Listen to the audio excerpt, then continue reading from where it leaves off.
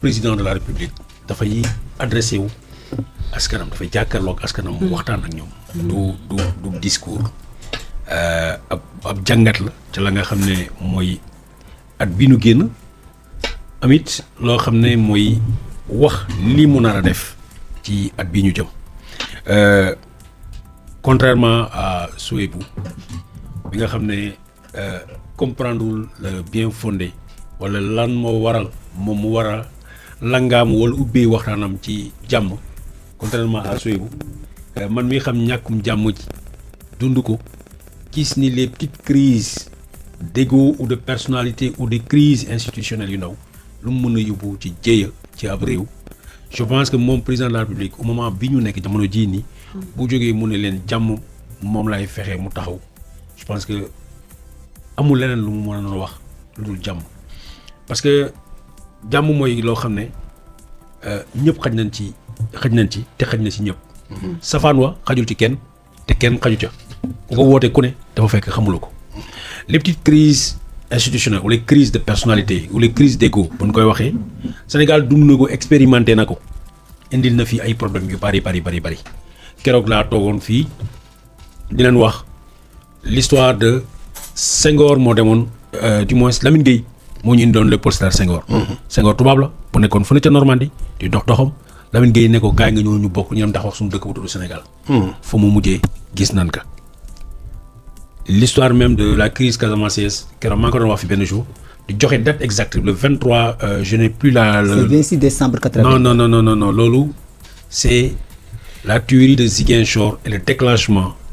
de la rébellion du MFDC mooy le 26 décembre 1982. jour boobu paa yi dañu jógoon traversé man sama quartier mooy Lindiane dem fi ñuy wax Mangu Kuroto mu ngi juste nu ginnaaw foofu lañ defee seen réunion ñu def seen marche dem ci gouvernance bu Ziguinchor ne par force gouverneur bi dina leen recevoir parce que bindal nañu ñetti lettres 1900 je pense la dernière lettre mu ngi koy yónnee 1981. Senghor war leen tontu Senghor tontu leen mais dans la passation Senghor jox na lettre boobu Abdou Diouf bi nga xam ne dañu bëgg a wàccee drapeau bi ñeneen drapeau blanc lañ doon yégal ñeneen de drapeau MFDC lañ doon réglé far mu am les premiers tirs à la gouvernance de Ziguinchor il y a eu 6 morts. Et la suite mu ngi déclenché wu en 1983 le 25 décembre 83 su ma juumutlee ou le 26 décembre 1983 un an. Ah, l'anniversaire. Non, c'est un an après, oui. Parce que ce jour-là, il y avait le procès des Mamadou Nkrumah Sané et consorts qui se tenait à Dakar. Il y avait un escadron de la gendarmerie qui était conduit par le lieutenant Amadou Tidiane Gadio à Djabir, tey mooy l'actuelle place de l'université de Ziguinchor. C'est ce qui est pour le petit rappel historique. Mais fi may waxee mooy diggante Émile Badiane bi nga xam ne dafa souteniroon Senghor ak ki nga xam ne mooy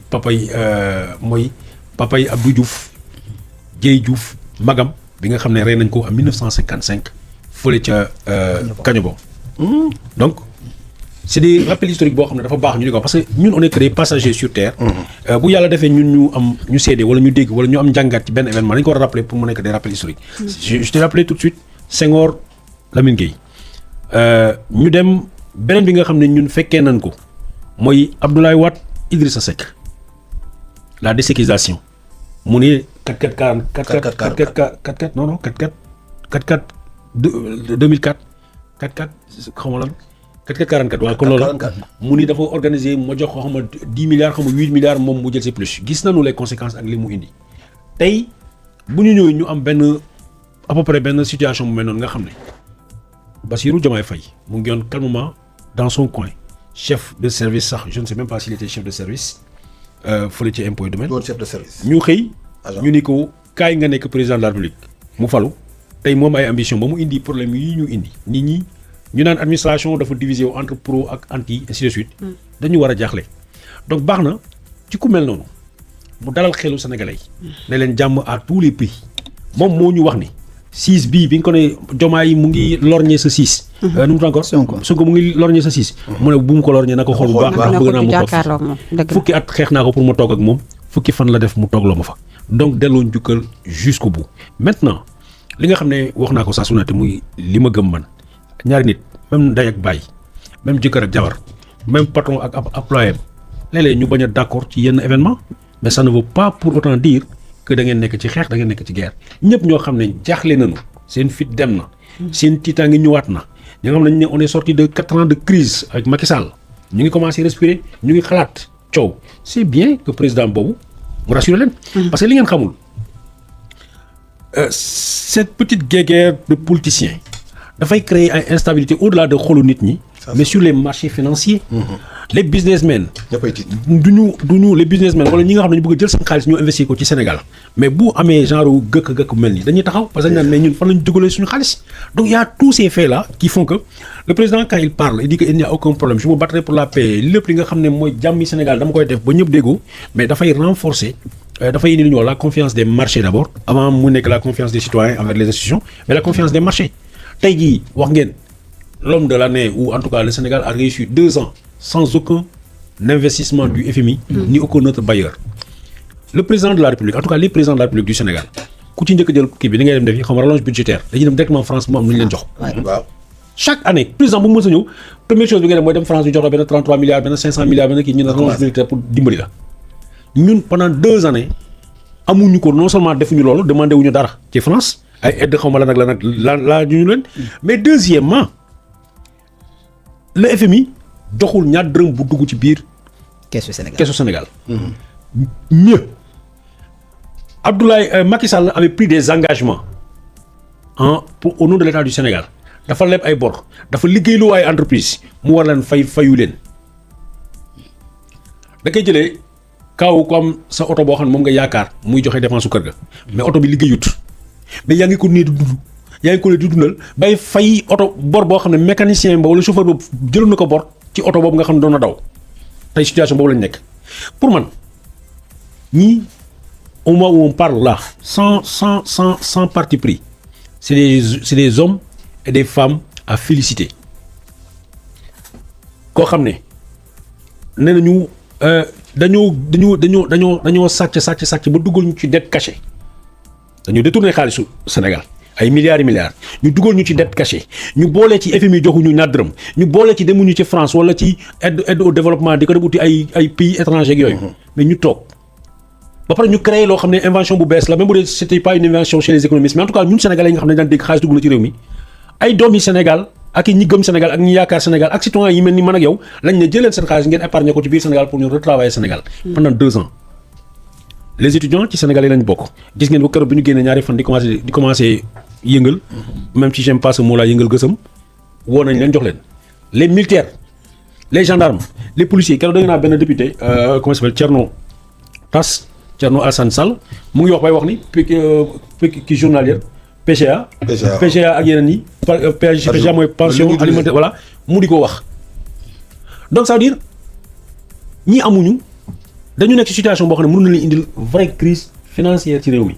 ñu sauver ce pays là de cette crise financière pour moi déjà c'est quelque chose de très important maintenant oui mais on est en train de payer tey ñu ngi fay li mu wax léegi je suis tout à fait d'accord mais est-ce que xam nga ne il y a quelques jours il y a ce qu'on appelle les comités je sais plus de gestion ou d'arbitrage boo xam ne dafa nekk di xool les dettes yi nga xam ne état du Sénégal am na ko muy des dettes intérieures maanaam mooy les entreprises yi nga xam ne mooy BTP et consorts yi nga xam ne ñu ngi biir Sénégal gouvernement bi xaalis bu leen nekk bu jëlal dañu créer ay comités yu évaluer aux dernières nouvelles loo xam ne presque 90 milliards ou plus ñu ngi koy jël di ko fay ay bor ñu commencé nañ phase boobu commencé nañ ko depuis la semaine dernière peut-être que yow xamuloo ko mais am na tamit yenn yoo xam ne war nañ ko ñaawlu et ça j'ai bien aimé gerte gi nga xam ne dañ ko bloqué moo war a indi problème bu rëy ci béykat yi ñun teewloo ci biir semaine prochaine dinañu wàcc parce que dinañu dem ainsi de suite parce que dañu xëy teg ay taxes yoo xam ne teg ko ci kaw gerte borom gerte yi ñu ngi seen gerte mais dañ leen imposer ne leen il faut que Sonacos mu jënd mu jël li mu soxla le reste ñu génnee ko yóbbu ko bitim réew or Sonacos yi muy proposer nit ñi bëgguñu ko jënd donc du coup je pense que c'est une question de 40 francs quelque chose comme ça tax na gerte gaa ngi yàqu mais deuxièmement est-ce que xam ngeen ni yow mi nga xam ne yow yaay togg gerte bi nga xam ne ñu ngi koy produire Sénégal est-ce que xam nga ne Sénégalais lekkuñu ko gerte arachide bii lépp mu ngi génn dem yoonam gerte bi ñu jox tey mooy gerte huile boo xam ne pourtant ñu ngi koy dem importer di ko indi pour la plupart du temps boo xoolee butéel diwlin da nga gis ñu bind huile végétale or ñun dañu am huile boo xam ne c'est à base d'arachide ñu xañ ñu ko sur des années tey li ñu war a def mooy c'est vrai tout n'est pas bon du même moment bi ma tàccoo bi ma kontaanee ci li nga xam ne ñu ngi décanter la situation des entreprises parce que fii laa toogoon di ko wax ñu ngi rey ay entreprises wax naa ko fii bi ñu toogee yoral ñoom Silla et consort ba mu indi fi problème wax naa ko fii ci plateau bi mais fu nekk décanter situation boobu baax na ñu dellu soit ci même plateau bi ñu wax ni ça se décante moo dem le 31 décembre dañ def lu ñuy wax LFR dañ dem le président comment on appelle le ministre des finances était à l'Assemblée nationale pour def benn loi rectificative loi de finances voilà pour jéem a corriger ñu lijjanti yooyu donc yooyu c'est à saluer or ci ban climat la ñu war a def lu mel noonu dans un climat de paix de tension pas de tension parce que bu tension amee rek marché financier yi da gars yi naan oh attention Sénégal wóorut est-ce que war nañ dem la preuve gis nga ko il y a 2 ans je ne sais pas ndax yéen vous vous rappelez de ça on avait tous salué pour dem États-Unis ñaari vol ñooy dem États-Unis Delta Airlines mooy dem États-Unis beneen bi Air Sénégal moo newoon ubbi na benn ligne pour dem États-Unis à un moment ñu ne dafa am ay commencé perte sur la ligne Air Sénégal a fermé la ligne Dakar New York. Delta Airlines rek moo ko doon def. Il y a 2 ans ou moins de 2 ans on avait salué l'arrivée de United Airlines mooy l'une des plus grandes compagnies américaines aériennes ñëw Sénégal et il y a quelques jours on m'annonce que United Airlines est en train de partir du Sénégal. Parce que... Pour quelle raison? Il faut le savoir. Il faut que ñu comprendre ni dañu war a dal dañu war a am jàmm. Mais bu ko defee ce monde financier la ñun Sénégal gis nga lu ñuy wax l'argent ne veut pas de bruit. L'argent ne veut pas de bruit gis nga Côte d'Ivoire dafa amoon temps boo xam ne dafa amoon doole bu bëri mais les 2 crises successives yi nga xam ne ñëw na Côte d'Ivoire tax na ba Côte d'Ivoire wàccoon en un moment Sénégal waroon mun a profité récupérer ëpp boobu nga xam ne ma daan ñëw ci Côte d'Ivoire mais malheureusement le Sénégal aussi a sombré de l'an 2019 jusqu'à 2024 donc 2024 bi ñu commencé respirer nañu profité ci respiration ci kii boobu ci bouffée d'air boobu pour ñu mën a génn moo tax nag man ce discours là en commençant par dire en ne disant pas comme l'autre qui avait dit je vous ai compris ba pare dem jënd ay armes dem armée policier ki gendarmerie ak affaire yooyu non kii dafa ne je vous ai compris parce que vous avez besoin de paix dama leen indil paix wax dëgg yàlla jàmm moom lu ko nit mën a jëndee ko quoi. Très bien ci réforme yi nga xamante ne annoncé na ko encore ci mbirum conseil constitutionnel ci mbirum code électoral beeg yeneen yi ni mel. J'attends de voir man Talibé Saint Thomas là je ne crois qu'en ce que je vois maa ngi xaar bu ñu yàlla defee ñu gis ko dinaa tàccu moo ko gisulee dinaa toog fii xalab leen waaw. Très bien alors ñu jàll ba léegi ci beneen point muy nag li nga xamante ne moo di déclaration wu Ousmane Sonko lendemain wu li nga xamante ne moo di discours à la nation bi nga xamante ne njiital réew mi defoon na ko fa